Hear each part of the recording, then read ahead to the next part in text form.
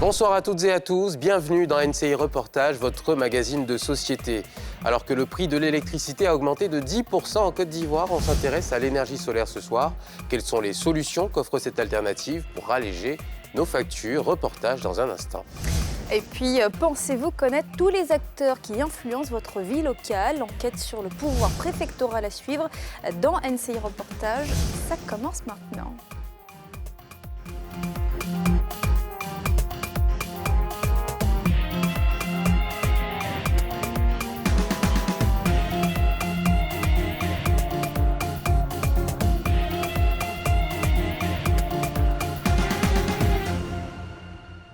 Suivez votre magazine NCI Reportage avec le guichet unique du commerce extérieur de Côte d'Ivoire. Avec le groupe Portéo, bâtissons durablement l'Afrique de demain. Bonsoir à tous, bonsoir Pierre. Bonsoir Mélina. Vous le savez, depuis le 1er janvier, l'électricité a augmenté de 10% en Côte d'Ivoire, une mesure qui fait grincer des dents les populations. Et oui Mélina, et qui met sur la table la nécessité de trouver des alternatives durables, énergétiques. Ce soir donc on s'intéresse à l'énergie solaire et aux solutions qu'apporte cette source d'énergie dans le pays.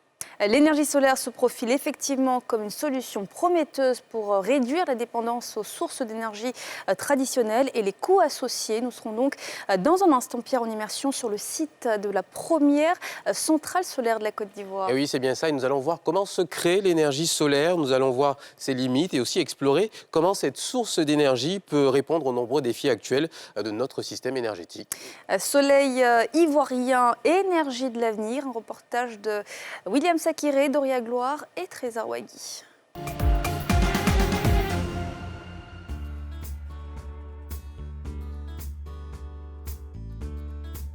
Un ciel clair et tout en bas, 68 208 panneaux solaires photovoltaïques étendus sur 36 hectares, la superficie de 51 terrains de football. Nous sommes à la centrale solaire de Boundiali, au nord de la Côte d'Ivoire. Ici, depuis juin 2023, 37 MW d'électricité sont produits. Une touche de plus dans la vision de la Côte d'Ivoire d'atteindre un mix énergétique ayant 42% d'énergie renouvelable d'ici à 2030. Pour comprendre le fonctionnement de cet ouvrage, nous nous posons pour rencontrer Alain et ses équipes. Maintenant, dis, est-ce que lors des essais de nettoyage de la séance, enfin la semaine dernière, est-ce que tu as participé? Tu étais là, je ne t'ai pas vu. L'ingénieur de Côte d'Ivoire Énergie entame ce matin son contrôle périodique. Bon, là, nous sommes sur le champ solaire et les panneaux sont exposés, comme vous le voyez, au soleil. Et ces panneaux vont donc recevoir la lumière du soleil. Et les panneaux seront donc capables de transformer cette lumière-là en électricité, simplement par un déplacement d'électrons. Donc, il faut s'assurer que les panneaux sont toujours propres, de sorte que le soleil ait un impact direct sur ces panneaux-là, afin qu'on puisse tirer le meilleur de tous nos panneaux solaires. Donc là, on fait une inspection. Et comme vous pouvez le constater, par exemple, là, il y a des déjections d'oiseaux. Il y a des choses qu'on peut observer. Donc, au cours de nos patrouilles, sur chacun des 68 208 panneaux, on doit s'assurer qu'effectivement, on a fait le contrôle visuel et on a un document qu'on va renseigner. Si on a constaté des anomalies et que ces anomalies-là demandent le remplacement du panneau, il va falloir coordonner ça de sorte qu'on puisse faire une campagne de remplacement de panneaux usagés. Est-ce que ce panneau, on peut le toucher comme ça? Oui, on peut le toucher. La face avant, on peut la toucher. Okay. Comme vous remarquez, c'est de la vitre. Voilà, c'est de la vitre. Mais en dessous, on a du silicium. Et ce silicium-là, c'est un matériau qui est capable, lorsqu'il est traversé par le soleil, de faire un déplacement, de permettre un déplacement d'électrons. Et on a vu un peu en troisième ou en quatrième que le déplacement d'un électron, pour ne pas dire le déplacement ordonné d'électrons dans un matériau, fait ce qu'on appelle l'électricité. Ici, tout est lié au ciel et à l'ensoleillement. Comme vous regardez dans le ciel de Boundiali, il n'y a pas de nuages. Je ne sais pas si vous avez fait la remarque. Quand on est à Abidjan, on a beaucoup de nuages qu'on voit se promener dans le ciel. On va dire peut-être qu'il fait chaud, mais en réalité, quand le ciel est bien dégagé, on permet donc au soleil d'agir vraiment directement sur nos panneaux, de sorte qu'on puisse tirer le maximum de la lumière du soleil qui tombe sur nos panneaux. On n'a pas besoin de chaleur en tant que telle, parce que la chaleur va effriter la puissance qui sort des panneaux. Donc c'est juste de la lumière que le soleil donne, dont on a besoin pour créer le déplacement d'électrons dans ce qui sort sous les plaques de verre des panneaux solaires. Quand le ciel est sans nuages, la centrale peut atteindre une production journalière de 150 MWh. Bundiali injecte 37,5 MW crête sur le réseau national. Donc vous pouvez noter que la superficie de la centrale solaire de Bundiali est de 78 hectares. Donc sur les 78 hectares là, on a utilisé 36 hectares donc pour cette phase-là, sur lesquels on a mis des panneaux photovoltaïques qui permettent donc de produire ces 37,5 MW crête là. Donc toute cette partie qu'on voit ici avec une autre partie là-bas, donc quand on fait la somme donc des différentes tranches, hein, on a 36 hectares qui sont utilisés. Et quand vous regardez sur ma droite, donc sur cette partie-là, nous avons commencé le débroussaillage. Et cet espace-là va accueillir la phase 2 de la centrale de Bundiali qui va consister à installer des panneaux solaires photovoltaïques. En plus de ces panneaux-là, on aura des PTR dont on a parlé un peu plus tôt. C'est des postes de transformation qui seront donc installés sur toute cette partie que vous voyez jusque là-bas. Et donc toute l'énergie qu'on aura produite sur la deuxième phase, on va l'ajouter à l'énergie produite à la première phase. Et donc ça va avoir à terme, hein, à la centrale de Bundiali, 82 MW. Le local batterie, la salle haute tension niveau A, la salle de commande et enfin la zone haute tension niveau B. Alors Trésor, comment ça va? L'électricité produite par tous ces panneaux est destinée au réseau national qui dispose aujourd'hui de 2900 MW de puissance installée. Est-ce qu'on peut estimer qu'à terme, hein, quand on aura fini la phase de cette centrale-là, on va pouvoir faire un bon qualitatif encore, espérer atteindre les 3000 par exemple? Oui, on est au-delà même, nos projections sont au-delà des 3000 MW parce qu'effectivement, les études ont montré qu'effectivement la population s'accroît. Donc il faut que la production d'électricité aussi puisse suivre ce développement-là. On a beaucoup de miniers qui s'installent, on a beaucoup d'industriels qui s'installent. Donc qui parle d'évolution, donc de la consommation, va parler effectivement d'évolution de la production. À un moment donné, il faut adapter la production en tenant compte de toutes les sources de production possibles, que ce soit le gaz, le soleil, l'eau. Tant que cette énergie primaire-là peut servir à produire une électricité propre qui va permettre donc d'avoir le maximum dans le pays, vraiment, c'est des pistes à exploiter. Et Bundiali n'est pas la dernière centrale solaire, c'est la toute première. Il y aura encore plusieurs autres centrales qui seront. La course au solaire en Côte d'Ivoire n'a pas encore atteint sa vitesse de croisière. Mais à côté de la centrale de Bundiali, des opérateurs privés proposent de plus en plus des services destinés aux ménages et plus encore.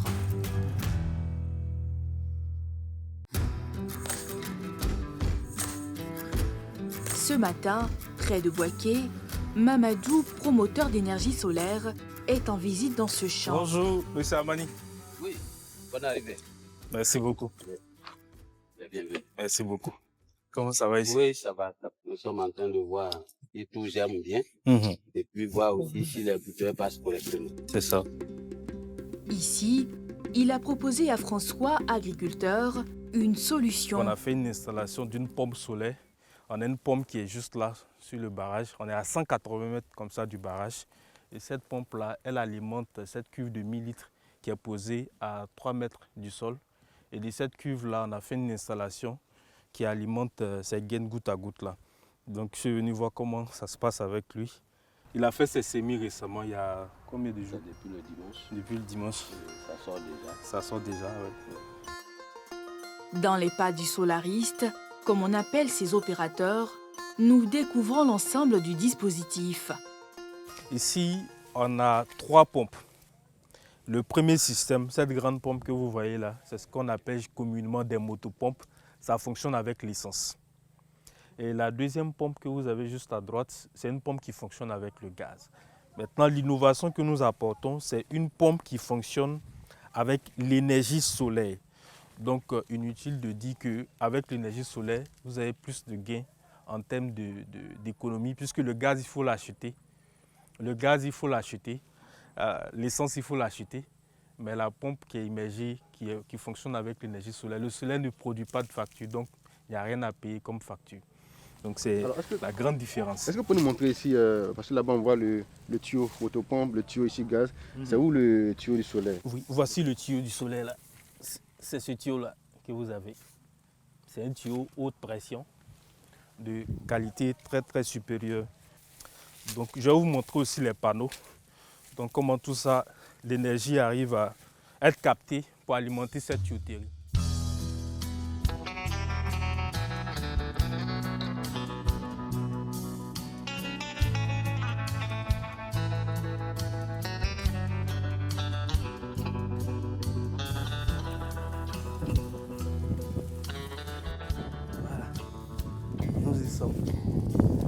Ici, vous avez deux grands panneaux de 340 watts l'unité.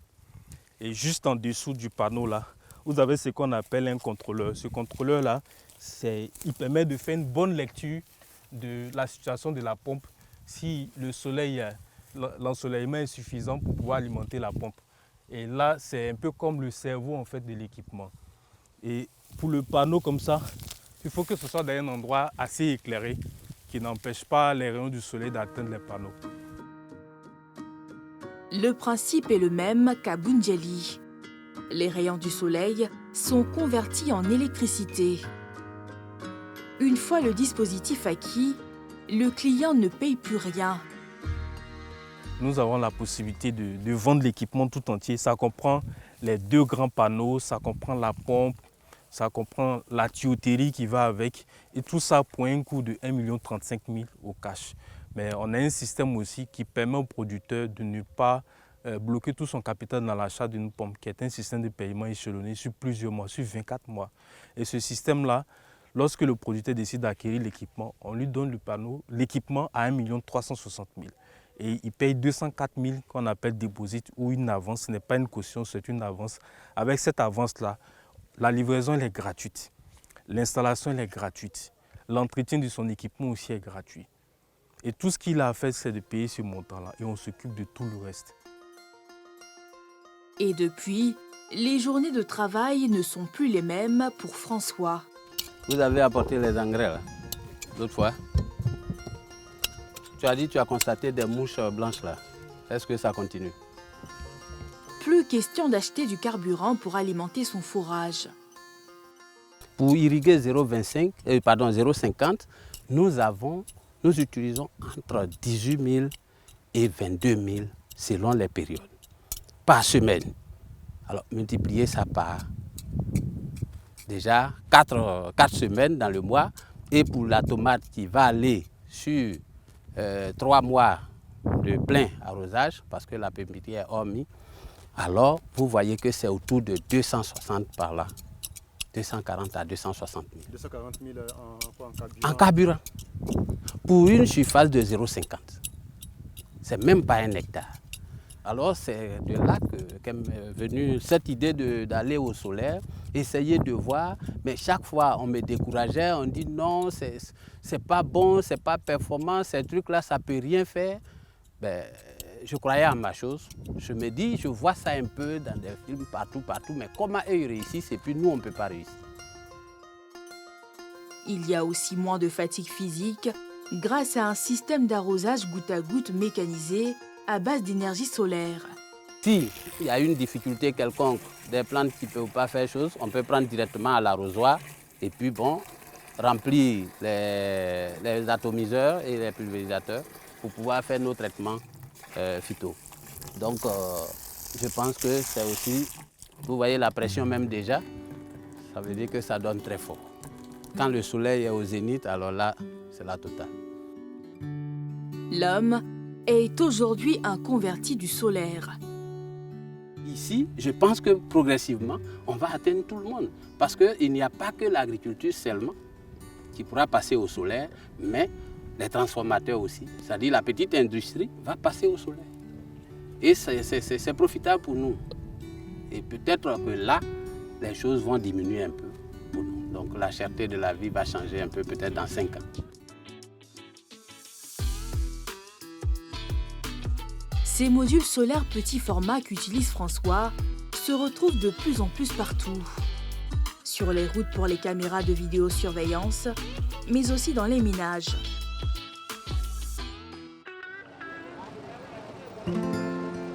Village d'Acier-Blénou, entre Bouaké et Béoumi. Ici, les nuits sans électricité sont un lointain souvenir pour la famille Kwasi.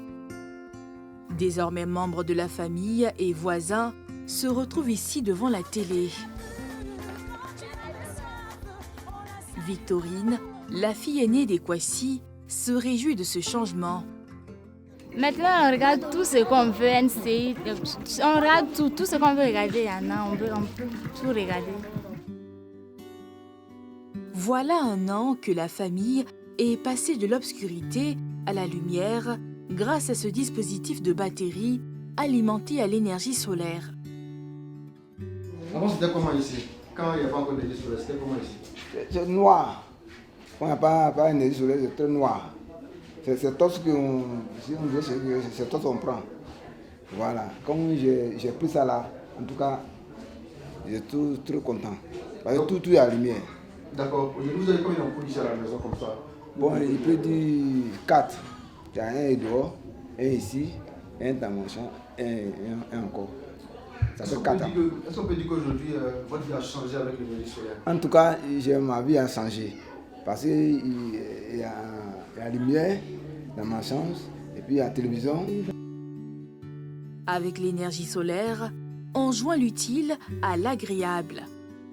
Avant, il n'y a pas de lumière, puis il n'y a pas de télévision là. Ils traînent partout. Est-ce que vous pensez que depuis qu'il y a le courant, les enfants étudient bien? Comme il y a courant là, les enfants ils étudient bien. Pour les accompagner, les opérateurs n'hésitent pas à engager des opérations de proximité auprès des clients.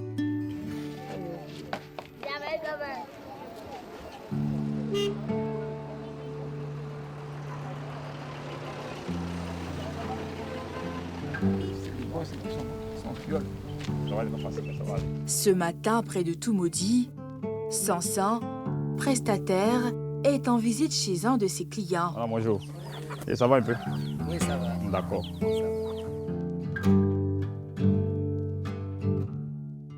Est-ce que ce genre de visite-là, c'est des choses que vous faites souvent comme ça? Oui, souvent on le fait. On le fait souvent. En semaine, on peut faire 2 ou 3 visites comme ça. Et souvent, moi, je prends ma moto même pour tourner, juste pour visiter les clients. Voilà, parce que c'est les clients qui ont des soucis, mais ils n'arrivent pas à rappeler au centre, voilà, pour pouvoir s'exprimer. Donc, quand on passe comme ça, il y a des soucis, on essaie de les régler en même temps. À partir des panneaux solaires installés sur le toit de la maison, l'homme alimente le ménage en électricité. Une ampoule qui est là. On a une torche et puis une radio. Voilà, la torche se recharge à partir de la batterie. Le cœur du système, c'est cette batterie. Bon, ici c'est le panneau qui est là, le câble du panneau qui est là. Voilà. Maintenant ici c'est le câble des ampoules. Voilà. Ici c'est pour la télévision. Ici. Voilà, les chargeurs de téléphone, puis les autres équipements. Voilà. Voilà, le chargeur de téléphone qui est là aussi. Les deux, voilà. En fait, c'est comme des prises aussi. Voilà, les prises, voilà, qui sont dessus en même temps, sur la batterie. Voilà, là, ils sont des interrupteurs. Voilà, pour les aider pour les euros. Ce kit coûte 372 000 francs CFA, payable en 26 mois. C'est ce qui a convaincu le père de famille. Je vois que c'est un peu facile, parce que pour le paiement, c'est pas trop lourd comme PC. Moi, je préfère m'engager dedans et puis être. Est-ce que là où vous êtes ici, là, lorsque vous n'avez pas le courant ici, c'était plutôt difficile pour vous de vous recharger le téléphone, tout ça? Ça s'est passé comment? Bon, on partait, on marche pendant 1 km. Et quand, par exemple, les jours j'ai eu, ça me permet de marcher beaucoup. Je suis heureux. Mais l'offre est modifiable. On change de batterie. Parce que cette batterie ne peut pas supporter un congélateur, c'est trop petit. Voilà. Donc si le client veut un congélateur, voilà, il y a autre kit qu'on lui propose. Voilà. Le solaire dans les ménages, une expérience qui séduit de plus en plus. L'expérience a conquis Dibikro, village situé près de la ville de Tiasalé. La localité de 1500 âmes vient de recevoir le coup de starter pour son développement grâce à l'énergie solaire. À 1 km du centre d'Ibikro, nous rencontrons Nanon Jean-Kofi Conan, le chef du village. Nous sommes sur la centrale qui produit le courant qui alimente Dibikro. Dibikro a été créé en campement, dans un petit campement en 1949. Et en 1999, le campement a été érigé en village. Et depuis ce temps-là, nous n'avions pas de courant, nous n'avions pas d'électricité au niveau des villages. Et c'est en 2022 là, que le projet a pu se mettre en forme pour qu'aujourd'hui, dans notre village, on puisse avoir le courant. C'est vraiment une très bonne chose pour nous, parce que depuis longtemps, nous sommes restés dans le noir. Aujourd'hui, par la grâce de Dieu, nous avons l'électricité à énergie solaire à grande échelle, que les villages sont électrifiés. Ici, 320 panneaux solaires produisent chaque jour 3000 volts. C'est le résultat d'un projet dénommé Éclair Ivoire. Finalement, le soleil qui servait à sécher nos habits, le soleil qui servait à sécher même le gombo et autres trucs là, nos cacao et autres, aujourd'hui, ce soleil est utilisé pour l'électrification de nos villages. Ça, c'est une très bonne chose. C'est vraiment quelque chose que les gens ont rénové ou bien qui ont trouvé, ces richesses ont trouvé, vraiment qui est très bon pour les villages qui sont éloignés et qui n'ont pas le réseau national. Pour ressentir les effets de l'électrification, retournons au cœur du village où les opérateurs économiques comme cet atelier de soudure se frottent les mains. Pour Ernest, chef d'atelier et longtemps citadin, l'électrification de son village change tout. C'est ce que nous faisons ça à Abidjan là-bas. Ce projet, il y a eu ça depuis fort longtemps. Je suis sorti de cela aussi, mais il n'y avait pas courant ici pour faire cette activité-là ici. Mais comme courant là est venu, ça fait que ça m'a poussé de venir faire cette activité-là ici. Un pari de revenir au village qui lui réussit. Ça marche. Parce que, je peux dire, c'est maintenant le village en train de se développer. Hein. Voilà, donc ça commence à aller. Il y a des gens qui en ont besoin de ça. Il y a d'autres qui ont dit qu'ils ont fait des portes en bois, ça ne marche pas. Bon, ils sont obligés d'aller à Thiès-Salé, ils vont payer transport. Bon, grâce à ce projet-là que je suis dedans, vraiment, ça leur permet de faire vivre bien. Ils font les portes en charge pour aller les donner sans faute. Par mois, là, vous gagnez combien ici par mois? Bon, par mois, ici, comme ces villages-là, je peux dire ça dépend. Il y a des mois, les gens, les populations, quelque chose, ils envoient ça très vite. Ils peuvent envoyer au moins 6 à 7 portes. Dans son sillage, Ernest a entraîné son frère cadet. À Abidjan, là-bas, il y a appris ça là-bas. Voilà.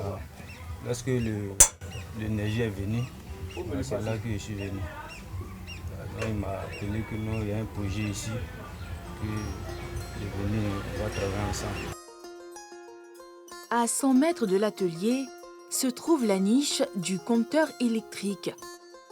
Le solaire a conquis l'homme. Moi, j'ai pensé que cette compteur qu'ils vont nous donner, comme c'est énergie, ça ne pouvait pas tenir comme à Abidjan. Or, c'est les mêmes capacités là. C'est les mêmes trucs là. Même ça là, même le plus fort que Abidjan même. Bah, souvent aussi à Abidjan même là, on coupe courant pendant 2 jours, 3 jours, mais ici, on ne coupe pas courant. Et puis ça me permet même à travailler. Et toujours, je suis content, je suis très content. Un avantage qui donne plus de poids à l'alternative de l'énergie solaire dans un contexte national. On est des acteurs qui avons une très grande expérience dans ce domaine-là. On a la capacité pour répondre aux besoins des populations et des entreprises face à la hausse de l'électricité. L'alternative énergie solaire en zone urbaine est, selon les besoins, assez norme. On a le régime de la liberté qui est dans l'intervalle qui est dans l'intervalle 0 à 500 watts Et entre 500 watts et 20 kW, il faut procéder à une déclaration si on veut faire installer des équipements solaires chez soi ou dans une entreprise.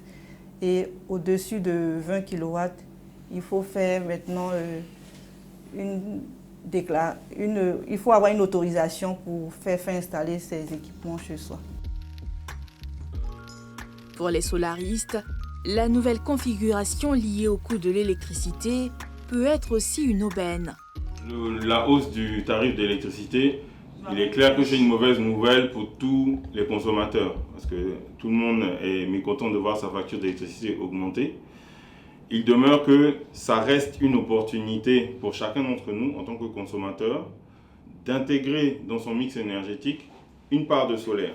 C'est-à-dire que chacun d'entre nous investisse dans le solaire de sorte à pouvoir produire une partie de sa propre énergie. Cela est intéressant également pour l'État puisque le ministre l'a dit lui-même, le secteur est déficitaire. Donc, si nous réduisons notre appel, notre demande sur le réseau national, ça permettra aussi à l'État de réduire son déficit. L'autre enjeu, la détaxation des équipements du secteur énergie solaire pour faciliter l'acquisition des équipements. Lorsqu'on demande justement la détaxation des équipements en énergie solaire, c'est aussi pour permettre que, notamment, les gens dans le résidentiel puissent investir dans cette énergie-là.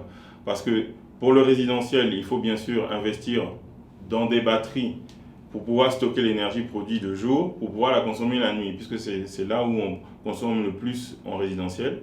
Et donc, ça donne des systèmes qui sont relativement chers et il faut aider les particuliers qui décident d'investir dans cette énergie-là à pouvoir justement faire ce choix-là, qui est un choix aussi d'avenir et qui est un choix qui préserve aussi la planète. Jusqu'à présent, le soleil est gratuit. Donc, effectivement, c'est un investissement qui est relativement onéreux au départ, mais qui est sur le moyen long terme est tout à fait rentable, puisque en réalité, derrière, il n'y a plus de coût énergétique qui est associé pour la part de solaire que vous aurez dans votre installation. L'énergie solaire à travers la vision gouvernementale où l'action d'opérateurs avance. Cette alternative se positionne aujourd'hui comme un vecteur de développement, mais aussi une occasion de transformer fortement le paysage énergétique ivoirien. Et pour en parler, nous sommes rejoints en plateau par la présidente de l'Association des professionnels des énergies renouvelables de Côte d'Ivoire, Madame Bassaran Diaby. Bonsoir. Bonsoir Mélina. Bonsoir Madame Bassaran Diaby. Merci d'être avec nous ce soir. On disait cette hausse de 10% au 1er janvier de l'électricité. Quel a été votre sentiment à l'annonce de cette décision? C'est bien évidemment une mauvaise nouvelle pour toutes les populations ivoiriennes.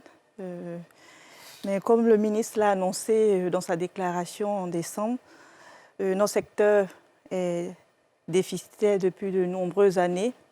Il était plus que nécessaire de prendre des mesures pour structurer le tarif de l'électricité en vue de sauver le secteur et garantir la continuité du service énergétique en Côte d'Ivoire. Et nous, en tant qu'acteurs, nous pouvons juste conseiller aux populations de changer leurs habitudes de consommation énergétique en adoptant des gestes éco-responsables et en s'orientant vers les énergies renouvelables, notamment l'énergie solaire. Alors justement, est-ce que cette énergie solaire est accessible aujourd'hui à tous les citoyens? Oui, je dirais que c'est accessible. Il y en a pour toutes les bourses, parce qu'il existe plusieurs types de solutions solaires. Il en existe dans le milieu rural, voilà, qui sont adaptés pour le milieu rural. Il y en a d'autres qui sont adaptés pour le milieu urbain. Et aujourd'hui, il existe des mécanismes d'accompagnement pour permettre aux populations d'acquérir ces équipements, surtout celles qui sont en zone rurale. Effectivement, en zone rurale, l'énergie solaire est de plus en plus implémentée. Ils ont l'habitude. Par contre, on constate que nous, en tout cas en zone urbaine, l'implémentation est un peu plus peut-être difficile, un peu plus rare. Comment on l'explique? Pourquoi est-ce encore difficile de l'adopter en zone urbaine? Je pense qu'il manque de la sensibilisation auprès des populations en zone urbaine. Et aujourd'hui, le solaire est beaucoup promulgué dans les zones rurales parce que le solaire aujourd'hui est une des rares solutions d'électrification de ces zones qui sont assez éloignées du réseau électrique. Et comme je l'ai dit tout à l'heure, ce sont des solutions qui sont accompagnées de mécanismes de paiement, comme on l'a vu dans le reportage, qui permettent aux populations dans les zones rurales d'acquérir ces équipements à des faibles coûts. Alors justement, il y a beaucoup d'impact dans les zones rurales, comme Elina l'a rappelé, l'énergie solaire. Prenons un cas pratique. Pour une famille de 4 personnes, comment ça se passe si on souhaite accéder, passer à l'énergie solaire et surtout combien ça va coûter? Le secteur de l'énergie solaire est réglementé depuis 2019. Donc aujourd'hui, pour se conformer à la réglementation, il faut obligatoirement faire déclarer son installation quand on excède une puissance de 20 kW. Quel est le plus petit kit qu'on peut se procurer? Combien ça coûte? Et puis jusqu'à combien ça peut aller peut-être? En entrée de gamme, on peut les avoir autour de 100 000 francs, sinon plus. Ça dépendra du type d'équipement que ça alimente voilà, et du budget de la population. Avec ça, on peut avoir un ventilateur, on peut avoir une télévision, on peut avoir un micro-ondes. Et ces kits-là sont élaborés en fonction des usages qu'on en fait. Comme je l'ai dit, il existe des kits qu'on appelle Solar Home System, SHS, qui sont dédiés à des équipements à basse consommation, des télés, des radios, qui sont plus vulgarisés dans les zones rurales. On a aussi des kits dénommés kits à usage productif qui permettent aux populations de générer des activités génératrices de revenus autour de ces solutions solaires. On a comme exemple des réfrigérateurs solaires qui permettent aux populations de commercialiser des produits frais. On a aussi des moulins solaires qui permettent... Quelle est la démarche à suivre quand on veut donc acquérir un kit? Un kit solaire. Quand on veut acquérir un kit, il faut se tourner vers l'entreprise qui en vend simplement. Voilà, et elle assistera le consommateur pour qu'il puisse se procurer ces solutions. Et c'est cette entreprise qui va accompagner le foyer à faire sa déclaration, la déclaration voilà, de son kit? Tout à fait, tout à fait. La Côte d'Ivoire est un pays effectivement très ensoleillé, mais bon, on le constate aujourd'hui avec les changements, enfin le changement climatique, on le voit, voilà, les saisons changent et tout. Est-ce qu'on peut véritablement parier aujourd'hui sur l'énergie solaire au regard de l'actualité, de ce qui se passe aujourd'hui, de l'environnement et des changements climatiques? Le solaire est aujourd'hui une solution dont on ne peut plus se passer parce que bon, on est en Afrique, on en dispose énormément. Même avec les changements climatiques, il n'y a aucune inquiétude à se faire? Il n'y a aucune inquiétude à se faire parce qu'il fait plus chaud de nos jours, donc il y a du potentiel. Et aujourd'hui, le solaire est aujourd'hui la solution la plus sûre en termes de production d'énergie parce qu'elle est propre et elle est disponible constamment. Alors la Côte d'Ivoire vise donc un mix énergétique composé de 42% d'énergie renouvelable d'ici 2030, un objectif qui est louable et très ambitieux surtout. À quel pourcentage sommes-nous aujourd'hui à peu près? On a déjà fait le pari depuis de nombreuses années de l'énergie renouvelable parce qu'on a des centrales hydrauliques qui fonctionnent depuis de nombreuses années, voilà, qui avoisinent 20 à 25%. Voilà. Et avec ces centrales qui viennent d'être inaugurées, voilà, ça augmente la part des énergies renouvelables dans ce mix énergétique. Donc on devrait tourner autour de 30%. Donc je pense que ce n'est pas un pari assez ambitieux. Il est possible parce que l'État prévoit construire approximativement 500 MW de centrales solaires. Voilà, pour renforcer le leadership sous le régional de la Côte d'Ivoire parce que l'ambition de l'État, c'est de faire de la Côte d'Ivoire le hub énergétique sous-régional. Vous avez été élu récemment à la tête de cette association. Quelles sont pour vous aujourd'hui vos priorités d'action? Tout à fait. Bon, mes pères m'ont fait l'honneur de me choisir comme présidente de notre organisation, la PERSI, qui est l'Association des professionnels des énergies renouvelables de Côte d'Ivoire. Et en notre sein, nous sommes une trentaine de membres et nous sommes donnés comme mission de développer les marchés des énergies renouvelables. Et pour pouvoir le faire, nous comptons mettre un certain nombre d'actions en place, à savoir entreprendre des démarches auprès du gouvernement pour qu'il soit pris des mesures incitatives pour permettre aux populations d'acquérir ces équipements à des coûts plus abordables. Et aussi, on compte initier des campagnes de sensibilisation pour faire connaître le secteur aux aux populations ivoiriennes pour leur dire qu'il y en a pour toutes les bourses. Les solutions solaires ne sont pas assez coûteuses, il y en a pour toutes les bourses. Et aussi les sensibiliser aussi, adopter des gestes éco-responsables parce que c'est vrai qu'on le dit souvent, pour nous les professionnels, la meilleure énergie, c'est celle qu'on ne consomme pas. Donc, il faut sensibiliser les populations à la maîtrise de l'énergie, à adopter des gestes éco-responsables, c'est-à-dire en éteignant la lumière quand on n'occupe pas une pièce, en utilisant les équipements basse consommation et ensuite en adoptant des solutions d'énergie renouvelable, notamment l'énergie solaire. Alors, il y a encore quelques années, les professionnels des énergies renouvelables faisaient face à certaines difficultés, notamment sur l'importation des matériaux. Est-ce qu'aujourd'hui, il y a des mesures qui ont été mises en place pour vous permettre de faire entrer ces matériaux sur le territoire ivoirien avec beaucoup plus de facilité? Oui, le matériel rentre avec beaucoup de facilité parce qu'on a un pays qui est quand même bien organisé. Le défi majeur dans le secteur aujourd'hui, c'est les droits de douane et taxes à l'importation. Voilà.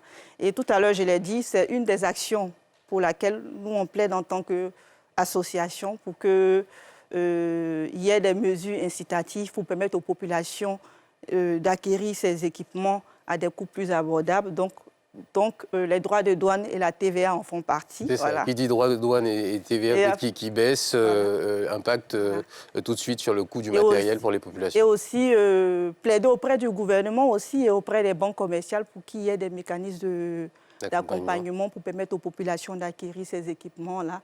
Qu'il y ait des produits financiers comme on le voit pour les véhicules, pour permettre aux populations d'avoir ces équipements-là, des coûts, voilà. Merci infiniment, Madame Bassaran Diaby. Je rappelle que vous êtes la présidente de l'Association des professionnels des énergies renouvelables de Côte d'Ivoire. Merci d'avoir été avec nous. Merci. Et en seconde partie d'émission, Mélina, ils font partie de nos vies, mais est-ce qu'on les connaît vraiment? Nous serons au cœur des arcanes du pouvoir préfectoral. Et oui, Pierre, quel est le rôle d'un préfet, d'un sous-préfet, et que dire aussi des gardes de sous-préfecture? Jusqu'où s'étend leur pouvoir et quelles sont aussi leurs limites? Ce sera après une courte page de pub. À tout de suite.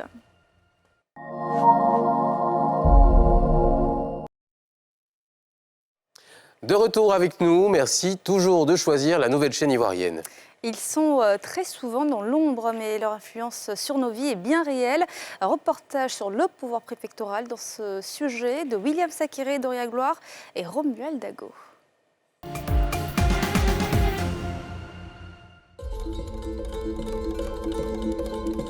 Ils représentent l'État de Côte d'Ivoire dans 31 régions, 108 départements et 509 sous-préfectures.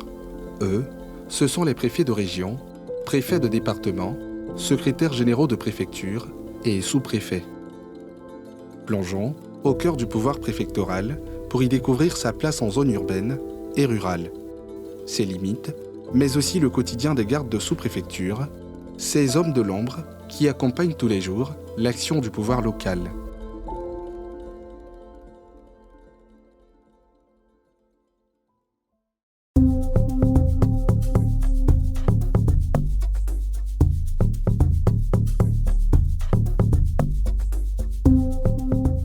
Notre première escale sur la route des membres du corps préfectoral a lieu dans la région du Guémon, à l'ouest du pays.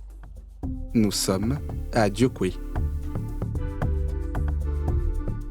Et alors que la cité se réveille, dans la cour de la préfecture de la région, a lieu la cérémonie mensuelle du salut aux couleurs.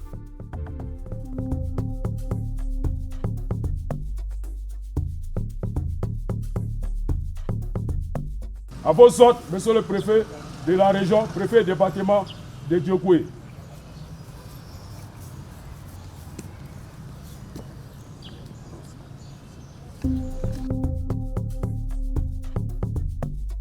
L'homme qui reçoit les honneurs militaires est le préfet de région, Ibrahima Cissé. Ici, le salut aux couleurs est devenu une institution.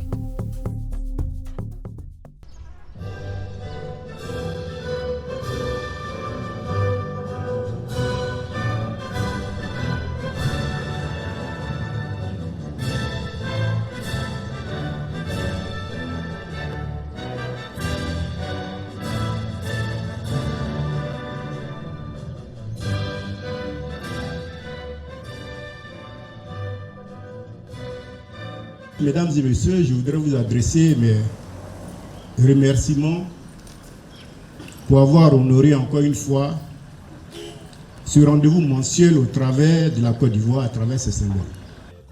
Cérémonie de salut aux couleurs aujourd'hui, mais aussi envoi en mission de différentes délégations pour l'organisation de la fête du travail, prévue dans quelques semaines. C'est une journée chargée pour le préfet. Je peux même dire que nous sommes en retard par rapport à notre programme. Du fait qu'avec la CAN, l'actualité de la CAN, c'est pendant 2 mois, bon, tout était presque à l'arrêt. Donc c'est ce qui fait qu'on est un peu en retard. Cette cérémonie devait se faire début janvier. Mais il n'y a pas de souci, mieux vaut tard que jamais. Voilà. Finalement, on est préfet, mais on est homme de terrain. Mais tout à fait, le travail de préfet, le travail d'autorité préfectorale, c'est pas pour rester au bureau. Hein. C'est pas pour rester au bureau, il faut aller sur le terrain. Il faut aller sur le terrain. Moi, je suis allé partout. Hein. Dans mes fonctions antérieurement à Diokwe, ici, je suis allé dormir dans des villages. Je suis allé dormir dans le chef de la sous-préfecture. Mais c'est un travail parce que l'administration préfectorale, c'est une administration de proximité. Le chef de l'État, en nous investissant de sa confiance à travers la signature des décrets nous nommant, c'est pour que nous puissions le représenter auprès de la population. Donc ce n'est pas pour être dans nos bureaux. Il faut être au plus près de la population et puis rendre compte. Et le chef de l'État, il tient particulièrement à ça. Vous savez, il suit les comptes rendus que les préfets font. En tout cas, il y accorde une attention particulière.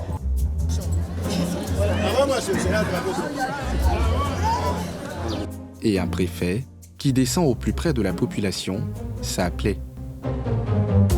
Là, tout à l'heure, on a vu qu'il y avait une sorte de belle collaboration avec le préfet. Oui. Est-ce que c'est toujours comme ça? Ça a toujours été comme ça. Ce n'est pas spécifiquement pour la fête du travail, mais toutes les fois qu'il y a une organisation, on va dire la fête du 1er mai, du 1er mai c'est la fête du travail, mais du 7 août la fête d'indépendance, la journée internationale de la femme, en tout cas on va dire toutes les grandes célébrations, monsieur le préfet a pour habitude d'associer ses collaborateurs, de sorte que personne n'est en reste. Voilà, on ne dira pas que non, comme vous êtes spécifiquement du travail, quand c'est le travail, ça vous concerne et les autres ne vous concernent pas, non. J'en veux pour preuve que l'année dernière, pour la fête d'indépendance, j'ai été nommée à la tête de la commission du budget pour l'organisation de la fête du travail. Quand bien même que je ne suis pas du corps préfectoral et que je sois DR Travail et que mes missions soient autres, quoi. Voilà. Ça veut dire que le préfet n'est pas dans la Côte d'Ivoire, il est là. Non. Il a créé une sorte de proximité qui voudrait que tout ce qui concerne une personne concerne l'ensemble de ses collaborateurs. Voilà. Il est vraiment ensemble et je pense qu'il y a beaucoup d'initiatives qui font bouger vraiment la population. Voilà, il est descendu vraiment au bas niveau et tout le monde est associé à tout ce qu'il entreprend. Ça nous fait vraiment plaisir et vraiment ça donne vraiment de l'engouement, de la chaleur au niveau de la population. Près de là, nous retrouvons le préfet. Et ça, c'est plus doux.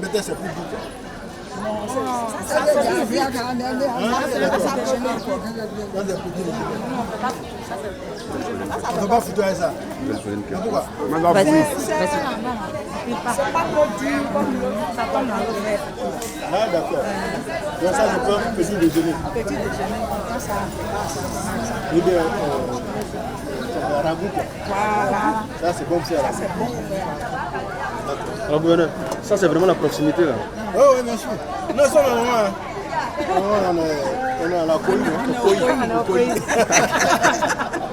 Non, elle m'aime bien. Je les aime également. Voilà. Pour lui, la suite de la journée se poursuit au premier étage de ce bâtiment.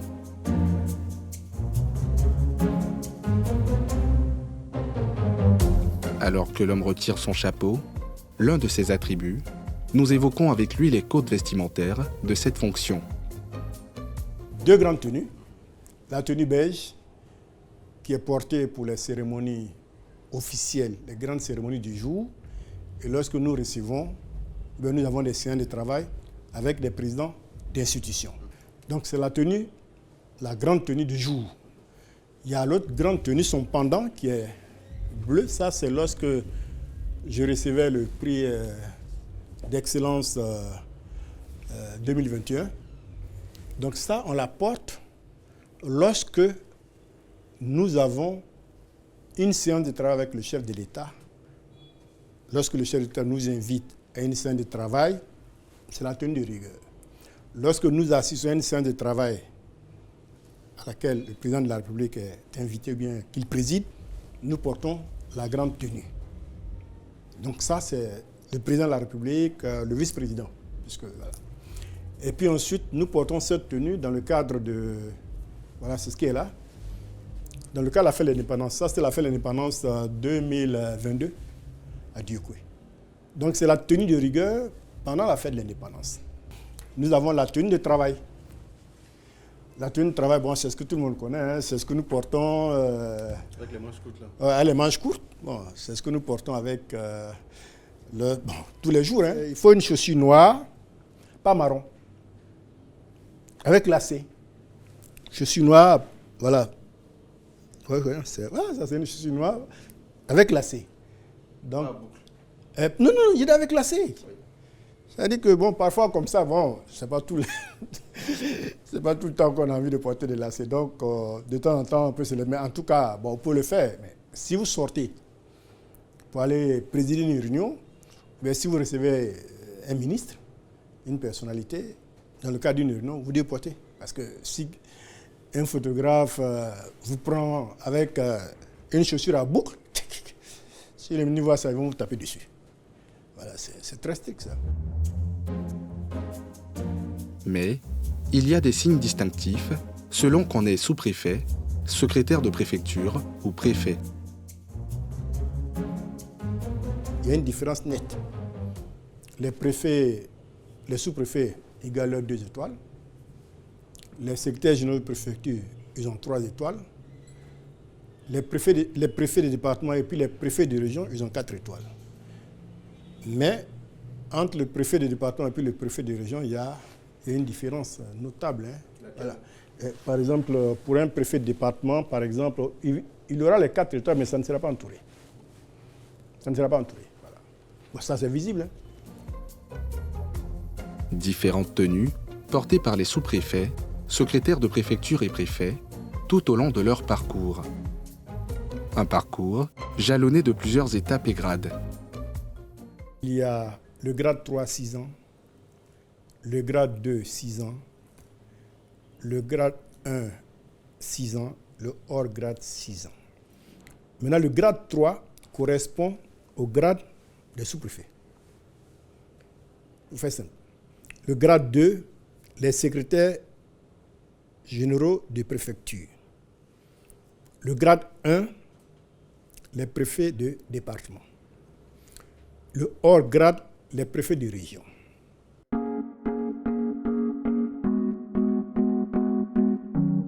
Dans chacun de ces paliers, sous-préfets, secrétaires généraux de préfecture et préfets représentent l'État et font office de chef de l'administration.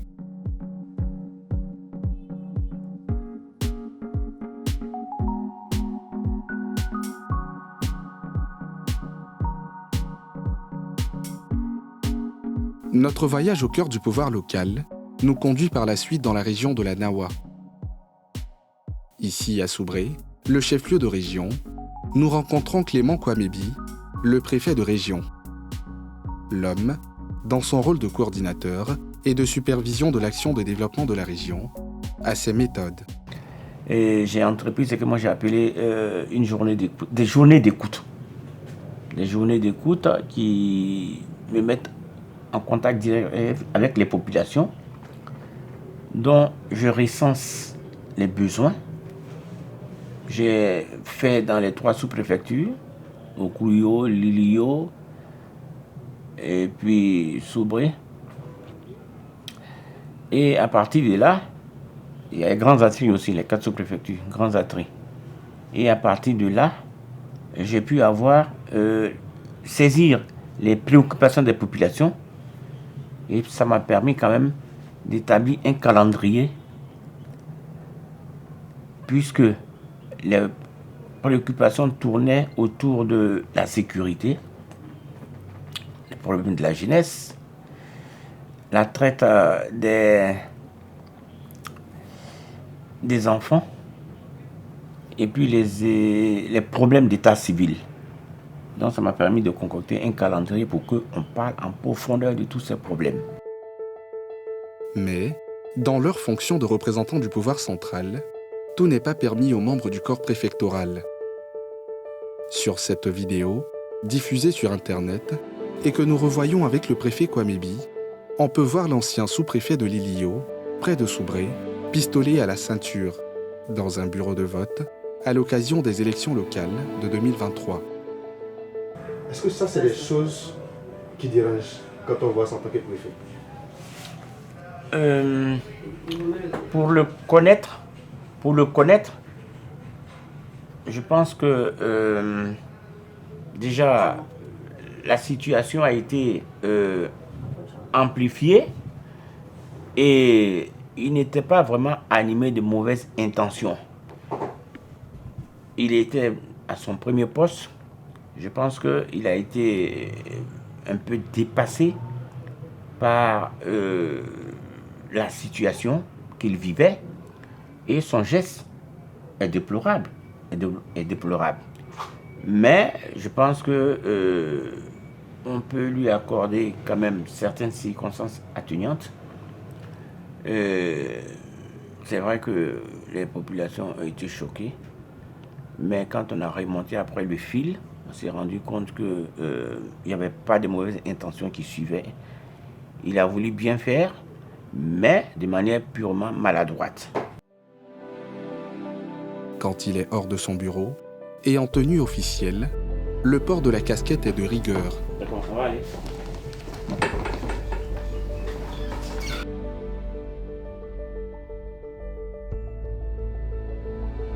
Dans l'ombre du préfet, il y a aussi cet homme en tenue kaki, le garde de sous-préfecture. Il est là pour toutes les tâches qui lui incombent au niveau de la préfecture. Il assure aussi la sécurité des autorités. Le corps des gardes de sous-préfecture, créé en 1975, a jusqu'en 1998 été réservé aux anciens militaires. Depuis, ces hommes de l'ombre ont un rôle qui va souvent au-delà de la sécurisation.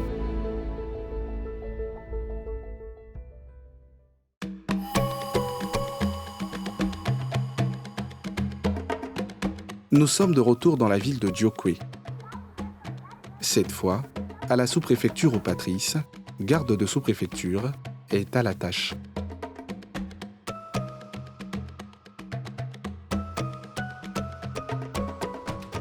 Depuis 19 ans, il est garde de sous-préfecture. C'est un concours direct. Il faut avoir le nouveau CP. C'est un concours direct qu'on passe. C'est engagé par la fonction publique. Et c'est un concours direct. Dès que vous êtes admis au concours, on vous fait un TO pour vous affecter où l'État veut vous envoyer. Il est en charge ici de la gestion des courriers, mais avec lui, nous découvrons d'autres palettes de la profession. Bon, ici, on a l'état civil. C'est ici, les gens demandent les extraits. C'est-à-dire les déclarations, c'est ici, ça se fait. Voilà, donc on a notre collègue, Kamara Ousmane, il est enseignant-chef. Voilà, il est à l'état civil ici. Alors, monsieur Kamara, ici, c'est au quotidien, c'est pas votre boulot à vous ici, au quotidien, en fait. On fait les dépôts, les retraits, et puis les recherches des registres pour pouvoir traiter les demandes, les copies. Une partie de son travail a lieu derrière le comptoir, ici dans la salle des archives. Je cherche le registre de quelqu'un qui a fait un dépôt qui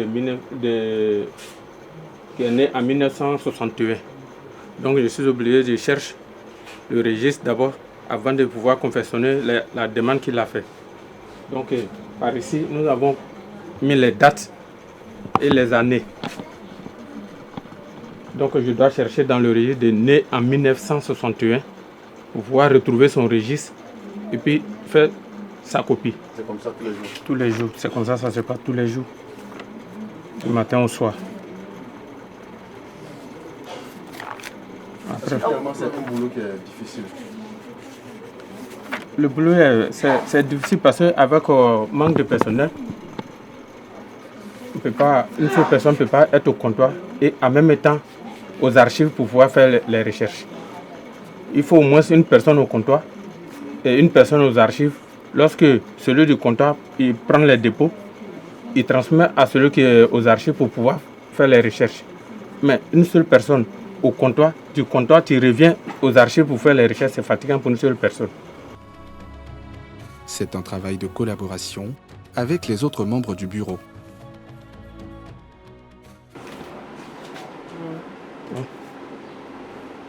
Il a retrouvé les registres. Ça, c'est pour tirer la copie. La personne a demandé 2 copies. Donc, c'est le nombre de copies qu'elle a. Ici, c'est ensemble que les gardes de sous-préfecture et agents administratifs font tourner la machine préfectorale. Lorsqu'on fait les dépôts, nous on est à la saisie, du coup on n'a pas le temps pour chercher les registres. Donc ils nous aident à chercher et puis nous on saisit. Souvent quand il n'est pas là, qu'il est au secrétariat, même on est beaucoup submergé ici. Parce que quand on est là, il y a une personne au dépôt, nous on doit saisir, du coup il n'y a personne pour nous aider à chercher. Donc quand il est là, une fois qu'on fait le dépôt, il rentre, il cherche le registre, il nous apporte et puis on saisit. Il nous aide beaucoup. Ces missions, au sein du pouvoir décentralisé, peuvent amener les membres du corps préfectoral et les gardes hors des zones urbaines. Pour atteindre certaines circonscriptions préfectorales, il faut parfois parcourir des pistes. C'est le cas de la sous-préfecture de Taoudi, située à 78 km de la ville de Tanda, dans le nord-est du pays. Un parcours sur piste en près de 2 heures.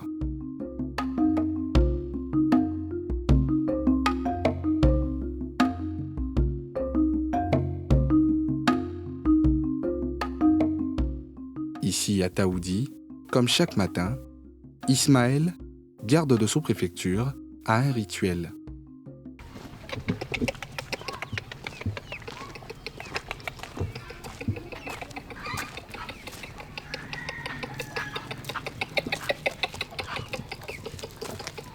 Ça, c'est quelques poulets. Alors, il faut quand même les donner à manger le matin, voilà, avant d'aller au service. Après le poulailler, comme chaque jour, l'homme enfourche sa moto pour rallier la sous-préfecture.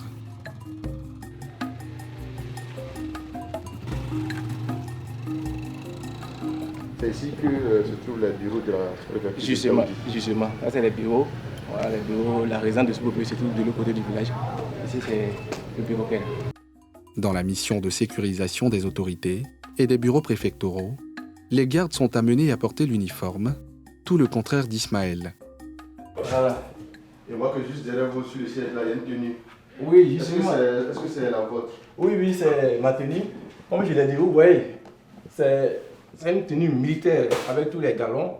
Donc, et que normalement, quand on porte cette tenue, on est censé avoir suivi des formations. Voilà. Mais l'État de Côte d'Ivoire nous donne tout, toutes les tenues avec les accessoires. Vous voyez, on a tout. Les ceinturons, les rangers, on a tout. Mais malheureusement, sans aucune formation. Vraiment, c'est notre principale difficulté.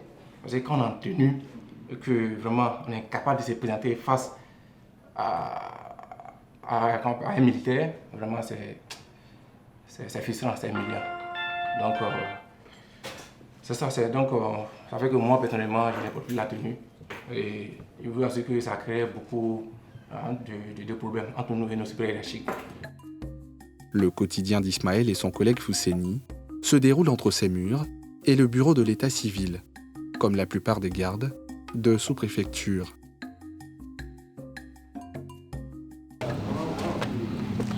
Bonjour. Monsieur. Monsieur, vous prenez place. Oui, monsieur, vous, c'est quoi? Hein? Tu viens faire quoi?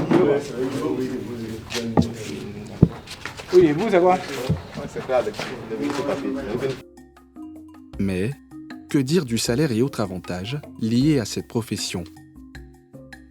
Le salaire minimum d'un cadre de sous-préfecture dans les localités comme Taoudi, c'est au moins 160 000. Et puis bon, ceux qui sont dans les grandes villes comme Abidjan peuvent facilement avoir 170 000 pour les différents qu'on appelle transports. Puisqu'en ville, le transport coûte 20 000 francs.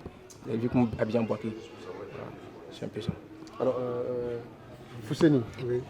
Est-ce que c'est ce traitement-là qui fait que finalement, vous qui avez le BTS, vous décidez de vous lancer dans la voiture de GSP? Bon, je pense qu'à un moment donné, compte tenu des difficultés d'obtention d'un emploi stable, donc on a exercé dans le privé. Bon, j'ai trouvé qu'il était mieux d'être petit chez les grands que de rester dans un milieu sans avenir. Donc c'est pour cela que je suis venu dans cette corporation, puis toujours bonifié en étudiant, puis si possible passer des concours professionnels pour évoluer. La possibilité de passer des concours professionnels pour évoluer, une option pour leurs problématiques pour Fousseni, mais aussi pour Ismaël, qui a arrêté les études en première année de faculté d'anglais. Avant 2015, on avait la possibilité de faire une demande de dérogation au ministère de la fonction publique. Et ce n'est qu'en 2015 que l'État de Côte d'Ivoire nous a permis maintenant de passer les concours professionnels selon l'ancienneté. Et jusqu'à là, il y avait un problème. Parce qu'avant que l'État n'étende l'indemnité de logement à tous les fonctionnaires, les gars de sous-préfecture avaient déjà une indemnité de logement. Et lorsqu'on passait le concours professionnel pour devenir agent administratif, on perdait cet avantage-là, puisque les agents administratifs n'avaient pas d'indemnité de logement. Donc du coup, tu as eu une promotion, mais ton salaire baisse. Et ce qui vraiment ce qui a amené beaucoup de gars de sous-préfecture à rester dans ce corps. Puisque tu passes un concours professionnel pensant avoir eu une promotion, mais au final, tu te retrouves à un salaire de moins. Donc ça fait qu'au niveau du profil de carrière, nous voulons un profil de carrière propre à notre spécialité. Conformément aux missions de sécurité qui leur sont confiées, Ismaël et ses collègues évoquent aussi la question du port d'armes. Sur le terrain, il existe une sorte d'anarchie en la matière, comme on peut le voir sur ces images. Nous ne voulons pas que demain les pires arrivent au sous-préfet. Parce qu'avec les différents crises que nous avons suivis, on voit vraiment que les gens n'ont plus le sens de l'autorité. Vous voyez, c'est facile aujourd'hui pour les jeunes de s'en prendre au sous-préfet. D'ailleurs, en 2022 à Taoudi, le sous-préfet a été séquestré. En 2016, à Dimandougou, dans le département de 100 degrés, le sous-préfet a été séquestré, sa voiture incendiée, sa résidence brûlée. Vous voyez, et ces cas sont légion. Et les gars n'ont pas fait quelque chose? Les gars n'ayant pas d'armes ne pouvaient rien faire. Le gars même à Dimandougou a été séquestré également comme son patron. Vous voyez, il y a des localités où il n'y a pas de gendarmerie. Il n'y a pas de gendarmerie, sont à plusieurs dizaines de kilomètres. Souvent, il faut mettre 2 heures, 3 heures de temps pour arriver. Vous voyez que quand il y a un échauffement, c'est difficile. Le temps qu'ils arrivent, le plus c'est déjà arrivé. Donc, c'est ce problème qui est là. Et il faut vraiment que l'État y voit ce point-là. Parce qu'une personne qui possède une arme à feu sans avoir suivi de formation militaire est un danger pour la société. Parce qu'au moins débordement, il va faire recours à son arme. Derrière les tenues beiges, du corps préfectoral et les uniformes des gardes de sous-préfecture, dans les régions et les localités reculées, diverses réalités. Mais malgré tout, un engagement commun, celui de servir l'État de Côte d'Ivoire.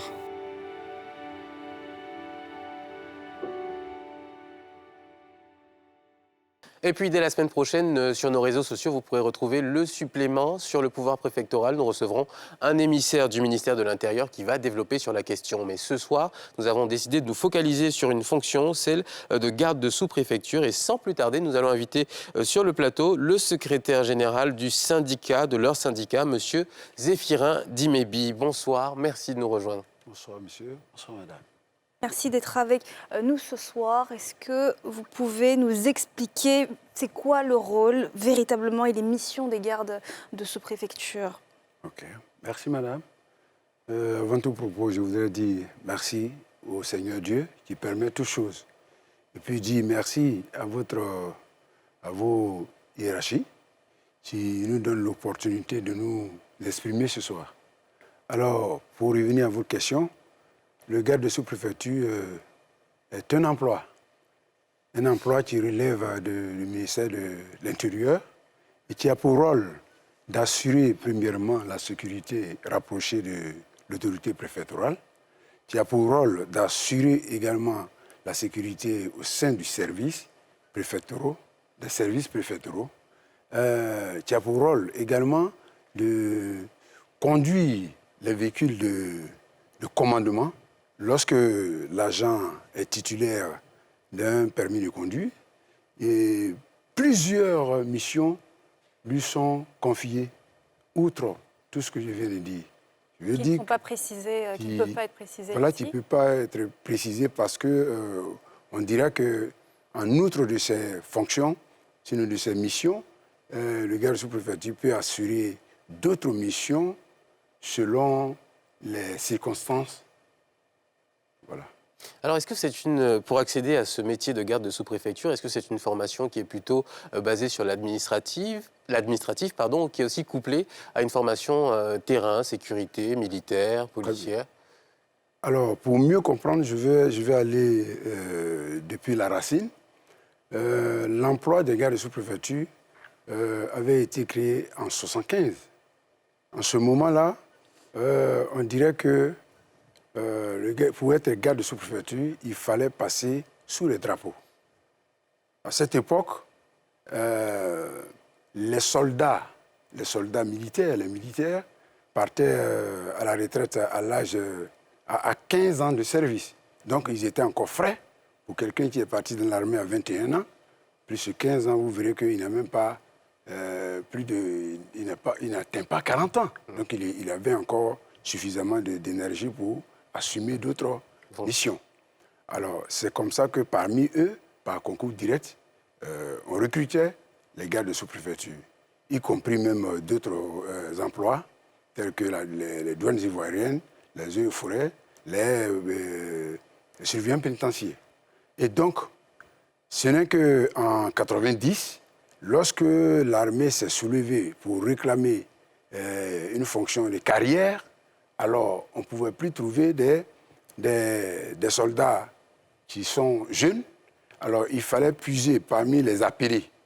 Les appelés, c'est-à-dire que ceux qui font 2 ans de l'armée et qui cherchent un emploi. Et donc, ce n'est qu'en 1992, en la faveur du statut général de la fonction publique, alors ce statut avait été abrogé. Et donc, aujourd'hui, tous les corps qui sont en tenue et qui relèvent du statut général de la fonction publique sont évidemment des corps qui assurent premièrement la sécurité. Donc, on pouvait dire que les gardes de sous-préfecture sont un emploi de sécurité. Mais à côté de cela, je vous ai dit tout à l'heure que le garde de sous-préfecture, c'est un agent polyvalent. Donc, en même temps qu'il assure la sécurité, mais il assume aussi d'autres fonctions qui sont les fonctions administratives. Et c'est un corps de métier qui fait face aussi à des conditions de travail qui sont difficiles, comme on a pu le voir dans le sujet, notamment en termes de sécurité. Est-ce que vous pouvez nous en dire plus sur les défis auxquels sont confrontés vos membres au quotidien? Oui, effectivement, il y a problème. Il y a problème en ce sens que je vous ai dit que dès le départ, c'était les anciens militaires qui avaient une formation militaire et qui pouvaient se défendre militairement. Mais depuis 1998, alors on a vu une vague de civils, des gens qui ne sont pas formés militairement et qui sont civils, à qui on donne une tenue et puis on les prend administrativement sur le terrain pour leur apprendre comment travailler. Donc cela pose problème dans l'exercice de la fonction de garde de sous-préfecture. Est-ce qu'il est un agent de sécurité ou bien il est un agent civil? Alors, ça cause problème. Vous répondez quoi à ça? Et donc, nous disons qu'au moment où on changeait le statut, le premier statut, et puis les gens n'ont pas pris le temps de changer effectivement le fond du problème. Aujourd'hui, un garde de sous-préfecture, il est plus un civil ou un militaire? D'abord, madame, je vais vous dire que dans un pays, il y a deux corps. Il y a corps militaire, il y a corps civil. Et dans le grand corps civil, il y a ceux qui sont en tenue, qui jouent le rôle de sécurité. Sinon, le corps militaire, ce sont les militaires, ce sont les gendarmes. Tout le reste font partie fait partie du grand corps civil. Donc, nous ne pouvons pas dire que les gardes sous-préfecture sont civils, parce qu'ils portent une tenue et puis ils jouent le rôle de sécurité. Ils sont civils et militaires. Voilà. Non, ils ne sont pas militaires. Okay. Militaires, c'est l'armée et puis la gendarmerie. Alors, est-ce qu'on peut parler des salaires, des avantages qui sont liés à cette profession? Est-ce que les gardes de sous-préfecture sont confrontés à des conditions financières difficiles? D'abord, conditions difficiles, je vais en parler, les conditions difficiles, les difficultés que racontent nos camarades sur le terrain, c'est qu'il y a un manque de formation. Donc ça fait que souvent vous apprenez que les circonscriptions sont cambriolées, les bureaux sont cambriolés parce que les voleurs savent que ces gens qui y travaillent ne sont pas armés. Il n'y a pas de port d'armes d'ailleurs dans ce corps. D'armes. Ils savent très bien que ces agents ne sont pas formés. Donc il y a déjà deux problèmes. Et puis vient encore s'ajuster le problème de salaire. Mais qu'est-ce qui fait qu'il y a un problème de salaire? C'est parce qu'il y a un manque d'évolution. Le garde sous-préfecture rentre avec la catégorie D. Après 30 ans de service, il en sort avec la catégorie D. Donc ça cause problème. Parce que pour avoir une évolution financière, il faut que l'agent puisse se passer des concours professionnels pour avancer. C'est ça qui cause problème. Sur la question du port d'armes, cette question est soulevée donc dans le reportage. Quelle est votre position sur cette question et aussi peut-être vos revendications vis-à-vis de l'insécurité auxquelles font face vos membres? Merci madame. Oui, la question du port d'armes, je veux dire que si on veut régler le problème des gardes de sous-préfecture, il faut aller à la base, c'est-à-dire la formation. Parce que quelqu'un qui n'est pas formé, on ne peut pas lui donner une arme. Bien évidemment. Donc, si les agents sont formés, vous verrez que l'État même va décider de leur donner des armes. Nous, je vous ai dit qu'il y a deux catégories de gardes de sous-préfecture. Il y a ceux qui ont été formés, parce qu'ils étaient des anciens militaires, qui ont le maniement d'armes, et puis il y a un grand groupe qui est civil. Donc, je pense que les autorités, n'ayant pas trouvé encore ce problème de formation, c'est pour cela qu'ils ne donnent pas des armes. Sinon, avant, nous les anciens, nous avions une arme pendant le service. Voilà. Alors, on va parler maintenant des solutions. On a évoqué les problèmes. Qu'est-ce que vous préconisez, vous, notamment dans le cadre de la formation et de l'évolution des carrières, pour que ce corps puisse justement offrir de meilleures conditions à ceux qui en font partie? D'accord, merci. Vous m'aviez demandé quelles sont nos revendications, nos points de revendication. Aujourd'hui, nos points de revendication, en un, je disais que c'était la formation.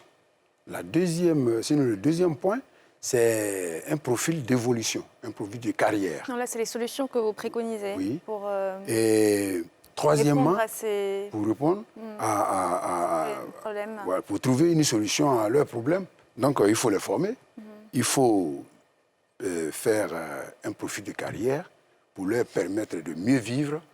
Voilà. Il faut leur donner l'occasion d'avoir des indemnités de risque et de suggestion. Parce que, vous voyez, nos camarades, il y a plusieurs camarades qui sont tombés, qui ont eu des problèmes, qui ont été séquestrés avec leurs autorités, parce que, voilà, ils portent tenue. Donc, il y a un risque de porter tenue. Il y a un risque là-dessus.